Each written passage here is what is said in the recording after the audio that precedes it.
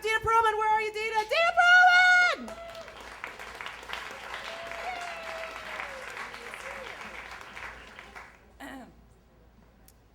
It's the first night of Passover, 1979. I'm 11 years old, and my father and I are driving down to Atlantic City so that we can have Passover with my grandmother. My father decides that we're going to spend the night at a place called the Flamingo Motel in Atlantic City. And, we pull into the driveway there, and even at 4:30 in the afternoon, it's very clear that the Flamingo Motel is bad news. Because it's 1970s Atlantic City, and it's very, very, very seedy. But my father, he takes the key out of the ignition and he says, I'm sure it's fine. My mother is not with us. My mother has left our family a few months prior to go and pursue a full-time career as a borderline personality. And ultimately, that flourished into full-blown psychosis, really. So there is a silver lining. But my father and I, it was the first few months, and he and I, we were having a very, very hard time. Don't forget now, it's just me and him.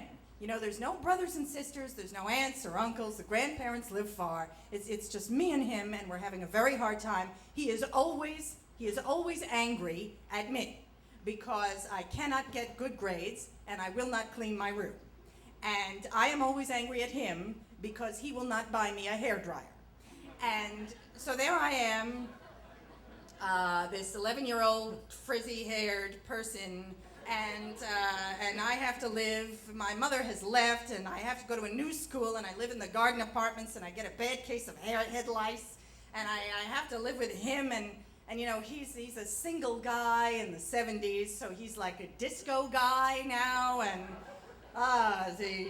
he buys that suit, and he wears the gold chains with the chest hair, and plays the Donna Summer with, the Moni Grony, and it's just, it's high. We're not getting on. But there we are, it's the Flamingo Motel, and it's Passover, and we get out of the car, and ladies and gentlemen, if you've seen City of God or Taxi Driver, then you've seen the Flamingo Motel. It's very bad. And my father pays the guy the money, and he gives us the key, and of course we have to go back outside the hotel because it's like a Bates Motel setup. And now it's time for us to go to the Passover Seder. My grandmother has remarried a hyper-religious bigot named Martin Klein. He's about 5 feet tall, and he's the epithets. He hates all people. So it's the only way. And and he's got this voice, and he's like this vicious little kind of pit bull of a guy. And the Seder is a disaster.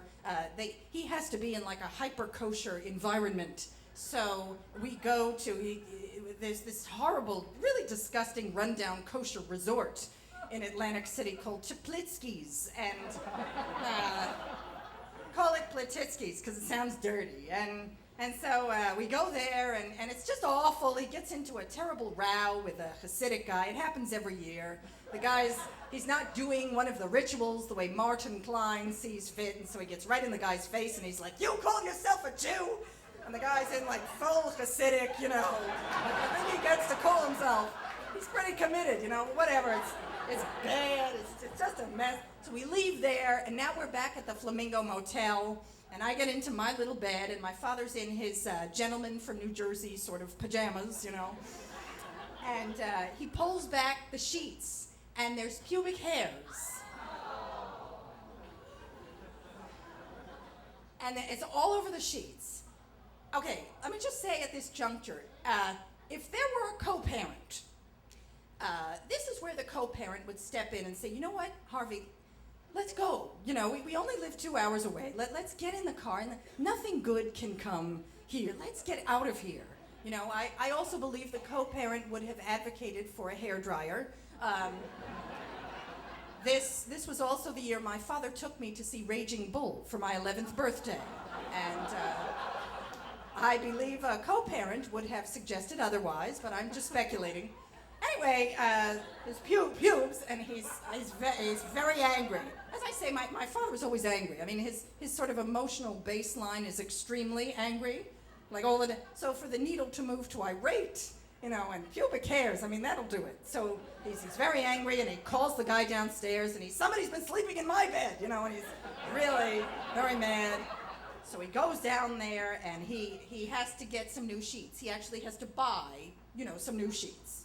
So the guy sells him some new sheets, and he puts them in a bed, and he gets in bed, and he shuts the light, and about 10 minutes later, in the next room, the walls are very thin, but even if they were thick, it wouldn't matter, because in the next room, ladies and gentlemen, the most horrible, violent fracas. Like these four people, there were 2 men and 2 women, and they just like bust in, and you hear like screaming, and it sounds like a lamp breaks, and it's just a horrible, violent altercation, and then it gets very quiet. And my father turns on the light, and he goes over to the wall to listen, and he says, "They're negotiating the price of the lay."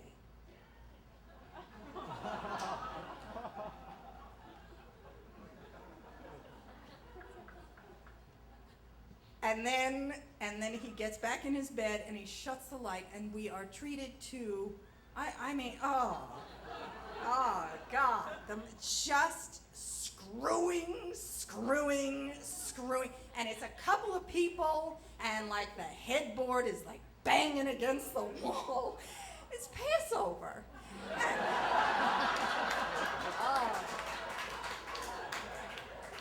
And it's people are like yelling, and it's very bad. And I know at some point I fell asleep, but I remember thinking like, I'm never gonna be normal. This is it's not a normal family. I'm never gonna have that. I'm never gonna have contemporary clothing. I'm never gonna have a boyfriend. Like, I'm never have my hair. Nothing is ever gonna be good. And year after year goes by, and it's bad. Like with my father and I, he's always very, very, very angry, and I'm angry because he's so angry, and the years go by, and it's very bad. And then eventually I get married, and now I'm pregnant, and my father says he's not happy that he's going to be a grandfather, and that makes me really upset, and now I'm angry that he's dead, and not happy. Like, it never ends, just anger. And then one day I have my little boy, and my husband and I, we're in the hospital room, and I'm holding my little boy, and my father walks in, and he's seeing his grandson for the very first time, and he sees this little boy, and he begins to weep, and he runs out. And I never asked him why he started to cry, but I get it, because things really, they could have gone either way for me and for us. And somehow, despite all the problems and truly the horror, everything worked out. Thank you.